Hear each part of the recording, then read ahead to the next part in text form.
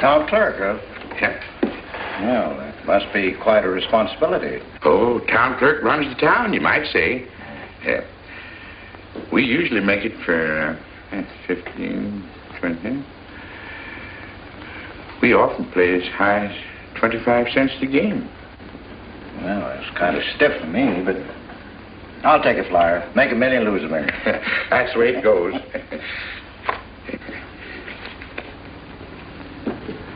I move.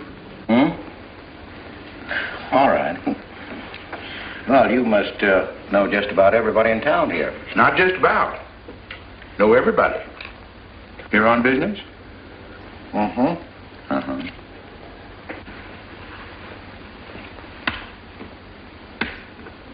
School business?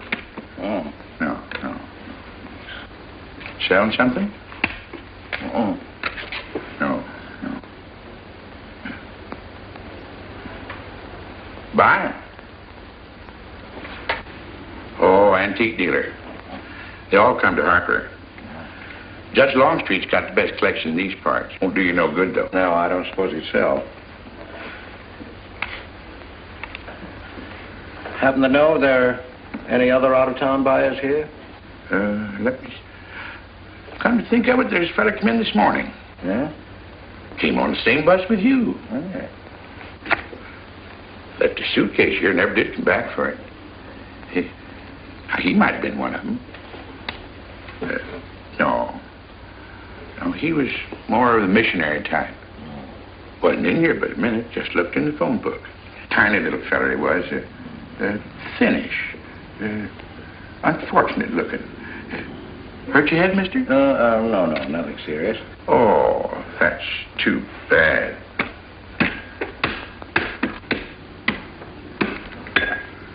It's a game you got to keep your mind on. 25 cents, please.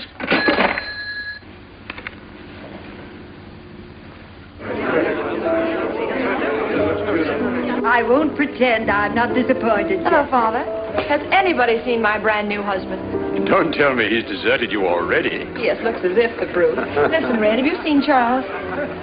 No, you go find him for me. Go on, go find Charles. Hurry up.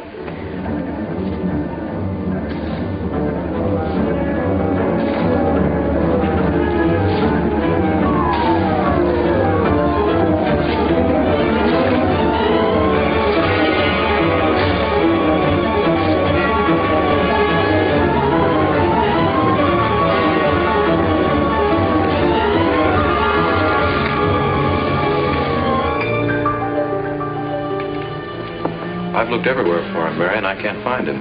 Well, I wonder where he could be. I'm getting worried. Are you, darling? What about? Charles, you've changed. Don't you think you'd better?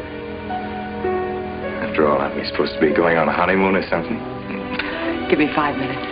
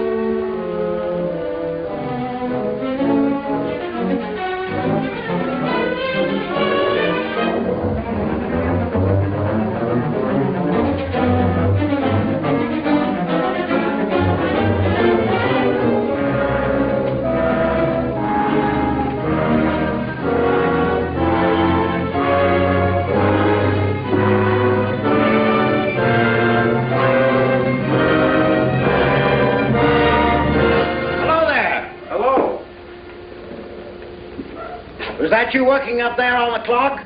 No, I was just cleaning around it. Oh, it's a beautiful thing. From what I can see out front, beautiful.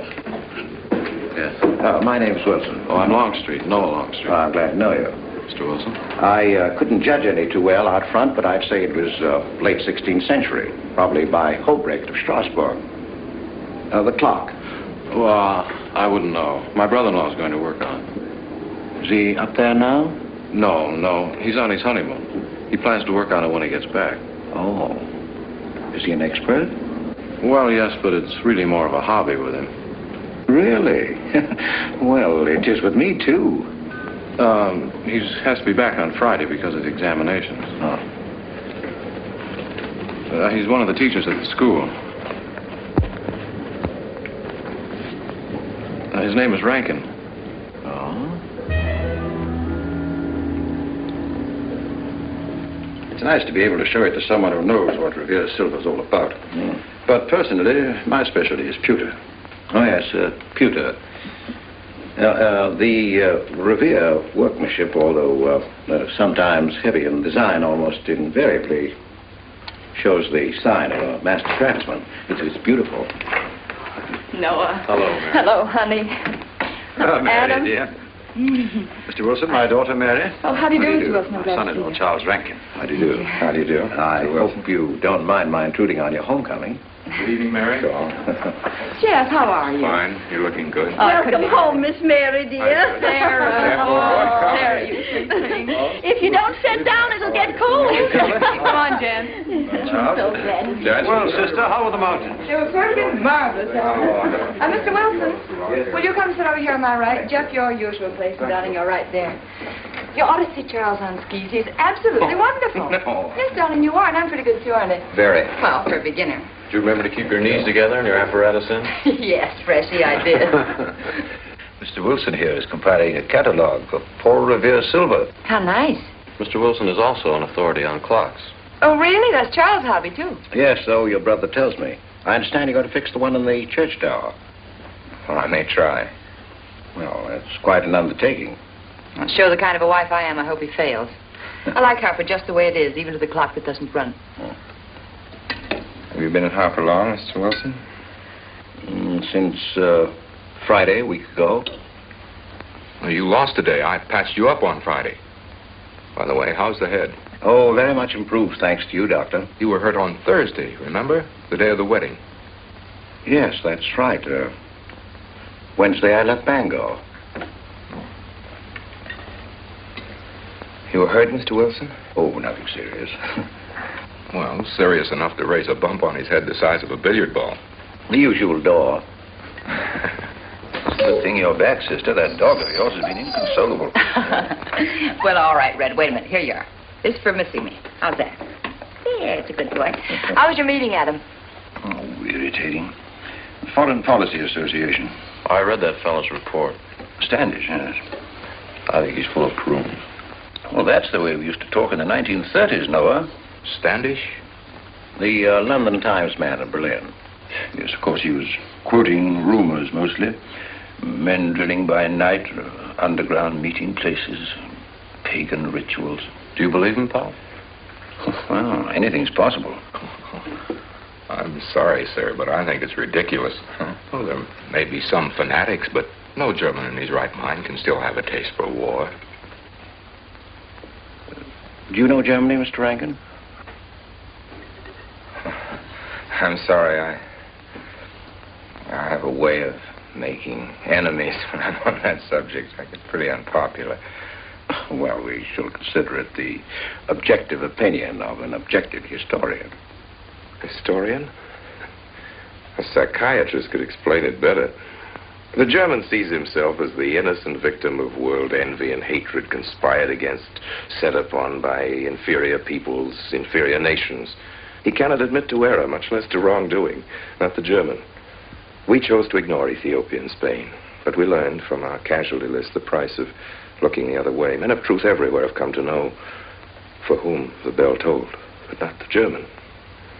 He still follows his warrior gods, marching to Wagnerian strains, his eyes still fixed upon the fiery sword of Siegfried. And in those subterranean meeting places that you don't believe in, the German's dream world comes alive, and he takes his place in shining armor beneath the banners of the Teutonic Knights. Mankind is waiting for the Messiah, but for the German, the Messiah is not the Prince of Peace. He's another Barbarossa, another Hitler. Well, then you have no faith in the reforms that are being effected in Germany.